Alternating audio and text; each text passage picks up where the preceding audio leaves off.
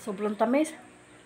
Hello mga mami! For today's video, tara samahan niyo po ulit ako sa ating panibagong araw. Tanghali na naman nga akong nagising, yung mga amo ko nagagalit na. Paano ba naman ay alas 8 na pala sa mga oras na ayan. Yung oras na yan, dyan ko na lang muna inilagay sa may pintuan pang samantagal. Paano ba naman ay wala pa nga akong makitang pagsasabitan. Aba, March 3 na pala ngayon. Ayos nga rin pala kung may kalendaryo kayong ganito. Abay, magiging updated nga tayo araw-araw. Dinaanan nga ako nitong suki ko na magtitinda ng saging. At syempre, bibili tayo niyan dahil favorite natin yan. Char. Wala pa nga akong nagagawa, nadayo naman ako nitong kapatid kong si Mary. Sa dami nga at lakas nga ng pinagmamaritesan namin ay itong at nagising na nga itong aming uniko iho. Aba, ay bukas nga, ay dayuhin mo nga ako, Mary, at para nga may alarm itong si Kenta. Napapatingin na nga lang yang si Tanggol sa pinag-uusapan namin. Ay nako, hindi na talaga ako makakagawa nito. Tingnan niyo naman may humahabol pa. Hinugasan ko na muna itong mga pinagkapihan namin ni Mary, saka pa nga ako nakapaghilamos. Alam niyo ba mga mami na ang ganda ng ginagamit ko na tissue na yan? At kahit nga medyo basa yung mukha mo ay hindi agad-agad napupunit yung tissue na yan. Ilalagay ko na lang din sa comment section yung link at i-click nyo na lang yung yellow basket diyan sa may TikTok shop ko. Patanghali na nga, padating na nga ang boss Aji ko, wala pa nga akong nauumpisahan. Kaya naman mag-umpisa na nga tayo. Inuusod ko na rin muna itong lamesa at tiyak nga nandidiyan nga yung mga alikabok. Ang lakas na naman nga kasi ng hangin ngayon, kaya naman yung mga alikabok ay nagliliwaliw. Habang naglilinis nga tayo mga mami, mag-story time muna tayo. Alam niyo ba mga mami na merong bumati sa akin? Hindi ko alam kung bati o nang iinis. Char. Sabi ba naman sa akin ay siguro daw ay hindi na dumudumi yung bahay namin. Naisip ko nga, meron ba namang bahay na hindi na madudumihan? Lalo nga sa kagaya nating may alaga dito sa loob ng bahay. Natawa na nga lang ako sa sinabi ng ate. Pero good naman sa akin yun at mas lalo ko pang ang sisipagan. At syempre dahil wala naman tayong trabaho, ito na nga lang yung maiambag natin sa mga asawa natin. Ay yung paglilinis at pag-asikaso dito sa bahay. Anyways mga mami, balik na nga ulit tayo dito sa ating nililinis. Pagkatapos ko nga magpunas ng buong sahig, ito naman ang pinupunasan kong tambayan nila Tofi. Madalas ay dyan ko nga muna sila pinapatambay at pag nakatapos na nga akong maglinis, ay saka ko nga sila pinabababa. Nakakatuwa nga mga batang ayan, alam nila kapag maglilinis ako, tahimik lang sila dyan. At syempre dahil very good sila, may price sila sa akin. At snack time na rin naman. At kung bet nyo rin, ilagay ko na lang sa comment section yung link. Click nyo na lang yung yellow basket. Maya-maya naman ay dumating nga itong order ko na mangga. Paano ba naman ay summer na nga, nakikrave talaga ako sa manggang hinog. Ayan nga, at pang summer na nga yung mga fruits natin. Tapos ay naghiwa na nga ako ng 2 piraso at ito nga itatry na nga natin. Ay grabe, sobrang tamis. Sulit na sulit yung pinangbili ko. Nagugutom na nga ako sa mga oras na ayan, wala pa naman ang taga-supply namin ng ulam. Kaya naman ito nga at magpapanggap muna tayo. Yung 2